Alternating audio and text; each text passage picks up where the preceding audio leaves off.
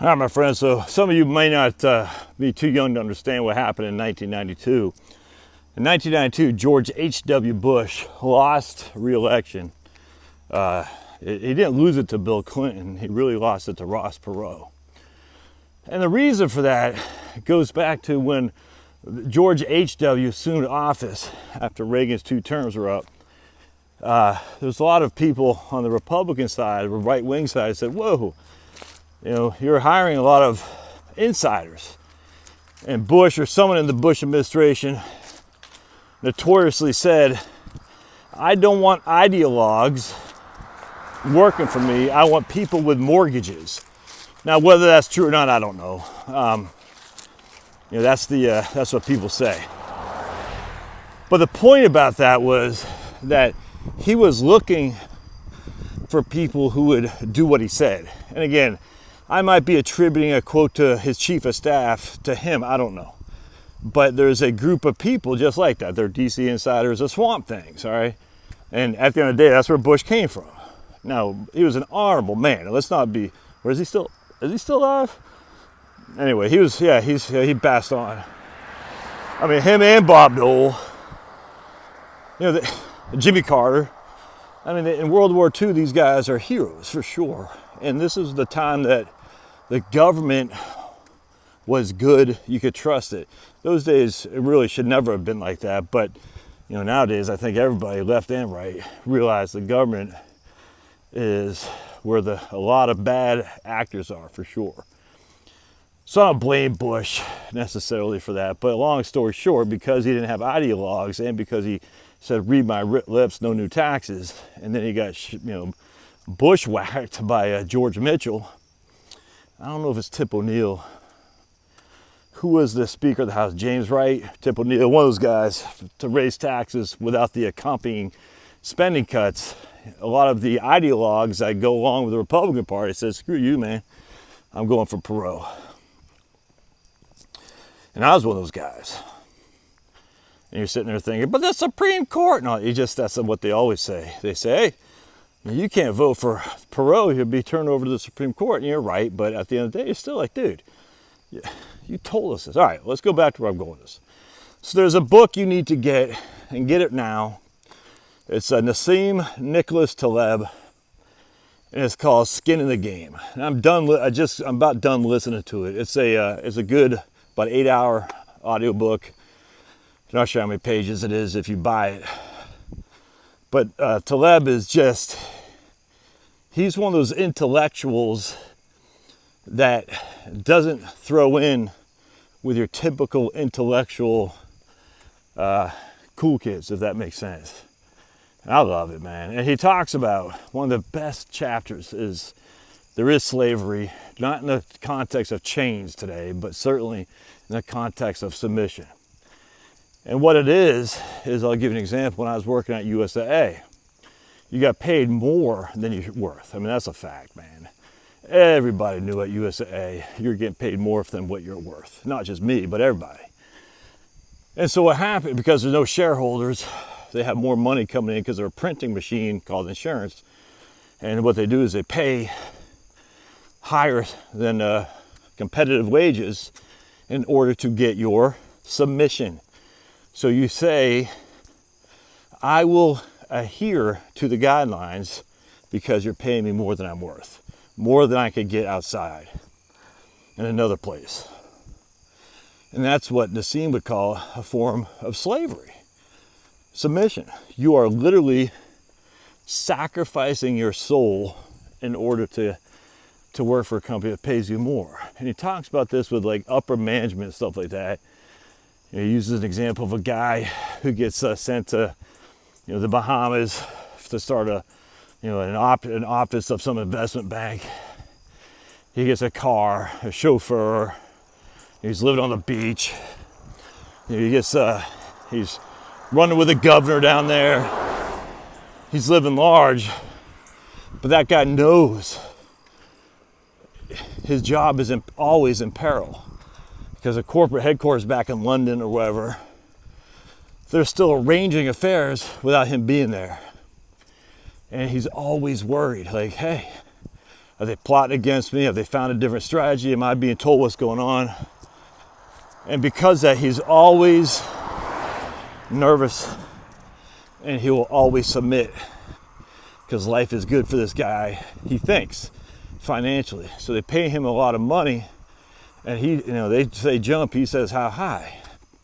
Because he likes the idea of being the king for the little office in Bahamas, or whatever it is.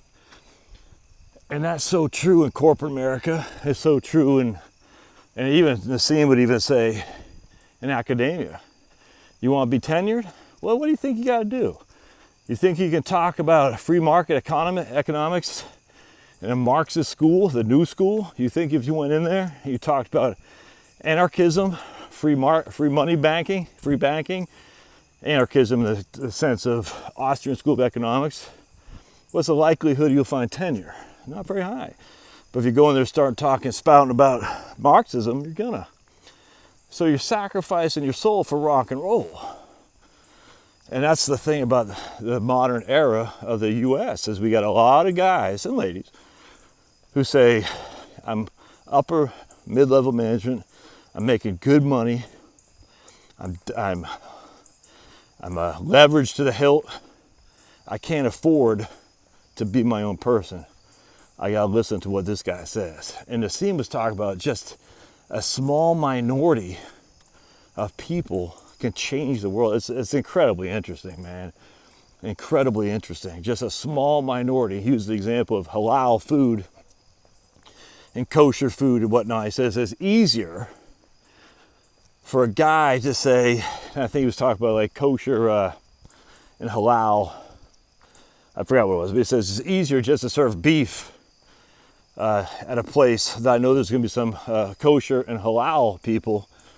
I'm going to serve beef across the board, because even though those people are only 5%, the kosher and halal people, at the end of the day, the people who eat pork can also eat beef, where the people who eat beef cannot eat pork. Does that make sense? So he says, it's okay to serve beef to everybody because no one will be mad. But if I serve pork to everybody, a segment of our people here aren't going to be able to eat it, and they can raise a fuss. So to avoid that, we're just going to take off pork off the menu. And he uses that example. It's incredibly interesting time and again.